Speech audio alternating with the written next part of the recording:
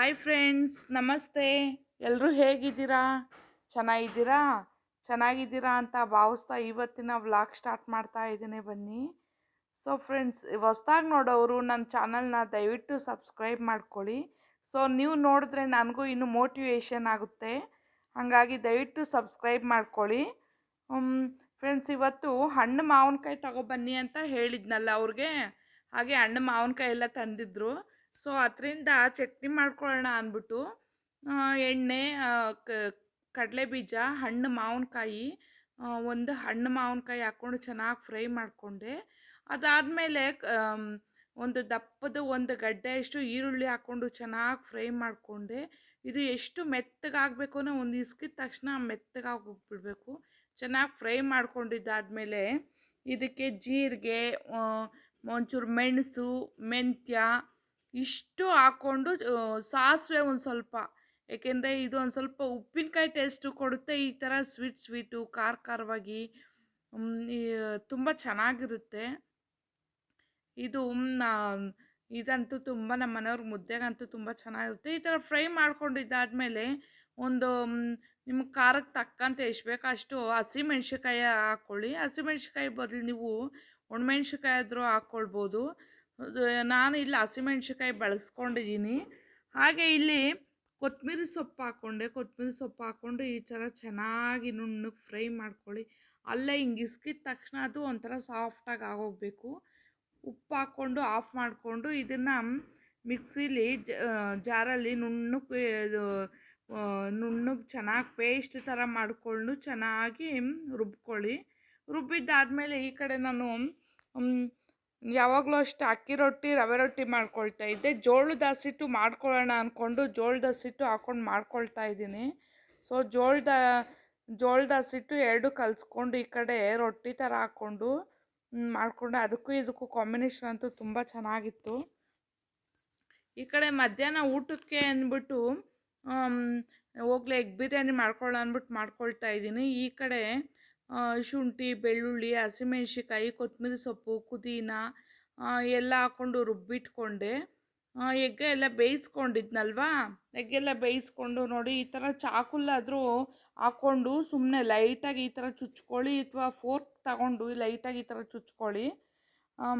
ಈ ಥರ ಚುಚ್ಕೊಂಡಿದ್ದಾದಮೇಲೆ ಒಂದು ಪ್ಯಾನಲ್ಲಿ ಎಣ್ಣೆ ಹಾಕ್ಕೊಂಡು, ಒಂದು ಚಿಟಿಕೆಯಷ್ಟು ಉಪ್ಪು, ಖಾರದ ಪುಡಿ, ಅರಿಶಿನ ಪುಡಿ ಎಲ್ಲ ಹಾಕ್ಕೊಂಡು ಲೈಟಾಗಿ ಒಂದು ಸ್ವಲ್ಪ ಇದಕ್ಕೆ ಮೊಟ್ಟೆಗೆ ಕಲರ್ ಒಳಗಡೆ ಹಿಡಿಬೇಕಲ್ವಾ, ಹಾಗಾಗಿ ಮೊಟ್ಟೆಗಳು ಎಲ್ಲ ಹಾಕ್ಕೊಂಡು ಚೆನ್ನಾಗಿ ಈ ಥರ ಫ್ರೈ ಮಾಡ್ಕೊಳ್ಳಿ. ನೀವೇನು ಗೊತ್ತಾ, ತೂತು ಮಾಡದೆ ಹೋದರೆ ಅದು ಒಡೆಯುವಂಥ ಚಾನ್ಸಸ್ ಬರುತ್ತೆ. ಅದರೊಳಗಡೆ ಉಪ್ಪು ಖಾರ ಏನೂ ಸೇರೋದಿಲ್ಲ. ಲೈಟಾಗಿ ಒಂದು ಸ್ವಲ್ಪ ಸಪ್ಪೆ ಹೊಡೆಯುತ್ತೆ ಅಂದ್ಬಿಟ್ಟು ಉಪ್ಪು ಖಾರ ಎಲ್ಲ ಚೆನ್ನಾಗಿಡುತ್ತೆ. ಇನ್ನೊಂದು ಬೌಲಲ್ಲಿ ಒಂದು ಸ್ವಲ್ಪ ಮೊಸರು, ಒಂದು ಚಿಕ್ಕ ಸ್ಪೂನಲ್ಲಿ ಧನಿಯಾ ಪುಡಿ, ಚಿಕನ್ ಮಸಾಲ, ಗರಂ ಮಸಾಲ, ಇದಕ್ಕೆ ಮೇಯ್ನ್ ಇಂಗ್ರೀಡಿಯೆಂಟ್ಸ್ ಬೇಕಾಗಿರುವಂಥದ್ದೇ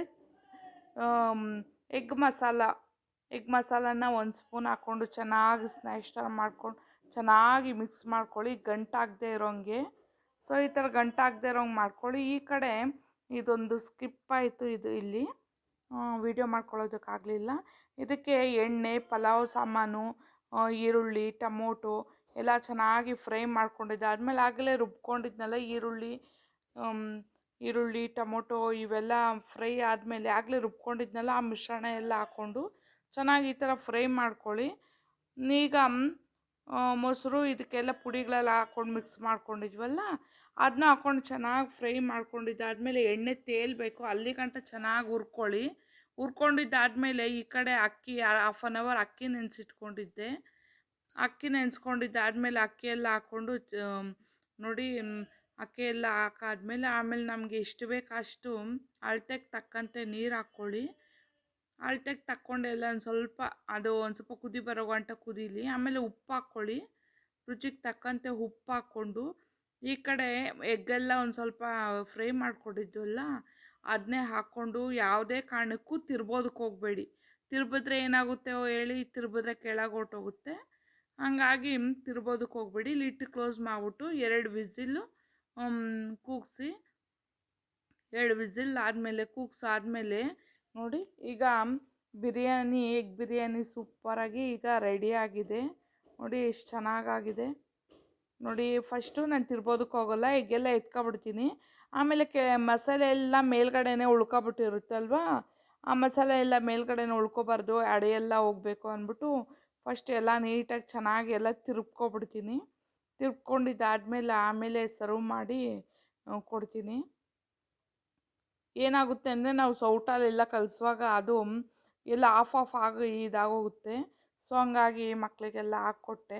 ಅದಾದಮೇಲೆ ಇನ್ನು ಅವರು ಇರಲಿಲ್ವಲ್ಲ, ಹಂಗಾಗಿ ಇನ್ನು ಆರೋಗುತ್ತೆ ಅಂದ್ಬಿಟ್ಟು ಅದರೊಳಗಡೆನೆ ಹಾಕಿ ಎಲ್ಲ ಲಿಡ್ ಕ್ಲೋಸ್ ಮಾಡಿಬಿಟ್ಟು ಎತ್ತಿಟ್ಬಿಟ್ಟೆ. ಸೊ ಬಿರಿಯಾನಿ ಮಾತ್ರ ಆವತ್ತು ಎಗ್ ಬಿರಿಯಾನಿ ಮಾತ್ರ ಚಿಕನ್ ಬಿರಿಯಾನಿ ಮುಂದೆ ಏನೂ ಇಲ್ಲ, ಅಷ್ಟು ಚೆನ್ನಾಗಿತ್ತು. ಸೊ ಮಾರನೇ ದಿನ ಇನ್ನು ಬೆಳಗ್ಗೆ ಬೇಗನೆ ಎದ್ದು ಬೇಗ ಎದ್ದು ಆಚೆ ಕಡೆ ಹೊಸ್ಲಿಗೆಲ್ಲ ಹೊಸ್ಲ ಹತ್ರ ಎಲ್ಲ ತೊಳ್ಕೊಂಡು ಕೆಳಗಡೆ ಎಲ್ಲ ಬಾಗಿಲಿಗೆಲ್ಲ ನೀರು ಹಾಕಿ ಬರೋಷ್ಟೊತ್ತಿಗೆ ಲೇಟೇ ಆಗೋಯ್ತು. ಸರಿ ಇನ್ನು ಲೇಟ್ ಆಗೋಯ್ತು ಅಂದ್ಬಿಟ್ಟು ಎಗ್ ಫ್ರೈಡ್ ರೈಸೇ ಮಾಡ್ಕೊಳ್ಳೋಣ, ಎಗ್ ಅಂತೇನು ಸಾರಿ ಕ್ಷಮಿಸಿ, ಫ್ರೈಡ್ ರೈಸ್ ಮಾಡ್ಕೊಳ್ಳೋಣ ಅಂದ್ಬಿಟ್ಟು ಮಾಡ್ಕೊಳ್ತಾ ಇದ್ದೀನಿ, ತರಕಾರಿ ವೆಜಿಟೇಬಲ್ಸ್ ಎಲ್ಲ ಹಾಕ್ಕೊಂಡು. ಸೊ ಇದೇನು ವೀಡಿಯೋ ಮಾಡ್ಕೊಳ್ಳೋದಕ್ಕೇನೂ ಆಗಲಿಲ್ಲ, ಮಾಡ್ಕೊಳ್ಳೋದಕ್ಕಾಗಲಿಲ್ಲ ಸರಿ ಅಂದ್ಬಿಟ್ಟು ಲಾಸ್ಟಲ್ಲಿ ಇನ್ಯಾಕೆ ಇದನ್ನೊಂದು ಸ್ಕಿಪ್ ಮಾಡೋದು ಅಂದ್ಕೊಂಡು ಲಾಸ್ಟಲ್ಲಿ ಮಾಡ್ಕೊಳ್ತಾ ಇದ್ದೀನಿ. ಸೊ ಅರ್ಜೆಂಟ್ ಟೈಮಲ್ಲಿ ಏನಾರ ಈ ಥರ ಇದ್ದರೆ ಮಾಡ್ಕೊಬಿಡ್ತೀನಿ. ಸೊ ಅದಾದಮೇಲೆ ಸ್ನಾನ ಎಲ್ಲ ಮುಗಿಸ್ಕೊಂಡು ಪೂಜೆ ಮಾಡಿಬಿಡೋಣ ಅಂದ್ಕೊಂಡು ಮಾಡ್ಕೊಳ್ತಾ ಇದ್ದೀನಿ. ಸೊ ಹೂವು ಎಲ್ಲ ಅಲ್ಲೇ ತಗೊಂಡು ಬನ್ನಿ ಅಂತ ಹೇಳಿದ್ದೆ. ಅವ್ರು ನೋಡಿದ್ರೆ ಬಿಡಿ ಹೂವು ಇದ್ರ ಜೊತೆಗೆ ಒಂದು ಸ್ವಲ್ಪ ಬಿಡಿ ಹೂವು ತಗೊಬನ್ನಿ ಅಂತ ಹೇಳಿದ್ನಲ್ಲ, ಹಂಗೆ ಕನಕಾಂಬ್ರ ಮಲ್ಲಿಗೆ ಹೂವು ಎಲ್ಲ ತಗೊಬಂದಿದ್ರು. ಎಲ್ಲ ಇದೆಲ್ಲ ಇದು ಮಾರು ಪ್ರಕಾರನೇ ಅವರು ತಗೊಬಂದ್ಬಿಡ್ತಾರೆ. ಒಬ್ಬರಿಗೆ ವರ್ತನ ಹೇಳಿದ್ವಿ, ಅವ್ರ ಹತ್ರನೇ ಯಾವಾಗಲೂ ತಂದುಬಿಡ್ತಾರೆ, ವರ್ತನೆಗೆ ಅಲ್ಲೇ ತಗೊಂಡು ಬರ್ತಾರೆ. ಸೊ ಇದೆಲ್ಲ ನೈಟೆಲ್ಲ ಕಟ್ಟಿ ಇಟ್ಕೊಂಡಿದ್ನಲ್ವ. ಆಮೇಲೆ ತುಳಸಿ ಹೇಳಿದ್ದೆ, ತುಳಸಿ ಯಾಕೋ ಸಿಕ್ಕಲಿಲ್ಲ, ಅವ್ರ ಹತ್ರ ಏನೋ ತುಳಸಿ ಇರಲಿಲ್ವಂತೆ. ಸೊ ಯಾಕೋ ರಾಯರಿಗೆ ಅವತ್ತಿನ ದಿನ ತುಳಸಿ ಹಾಕಬೇಕು ಅಂತ ತುಂಬ ಆಸೆ ಆಗಿತ್ತು.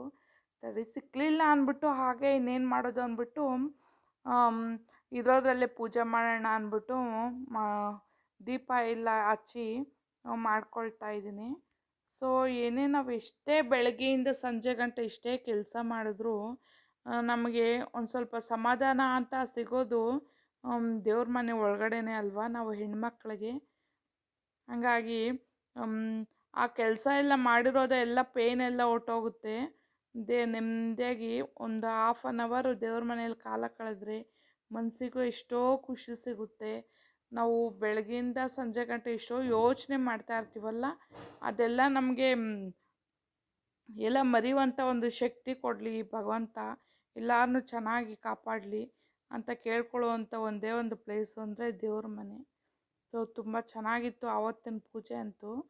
ದೇವ್ರಿಗೆ ಫೋಟೋ ತುಂಬ ಹೂವು ಹಾಕಿ ಅಲಂಕಾರ ಮಾಡಿ, ಎಷ್ಟೇ ಹೂವು ಹಾಕಿದ್ರೂ ದೇವ್ರಿಗೆ 2 ಕಣ್ಣು ನೋಡೋದಕ್ಕೆ 2 ಕಣ್ಣು ಸಾಕಾಗೋದಿಲ್ಲ ಅಲ್ವಾ.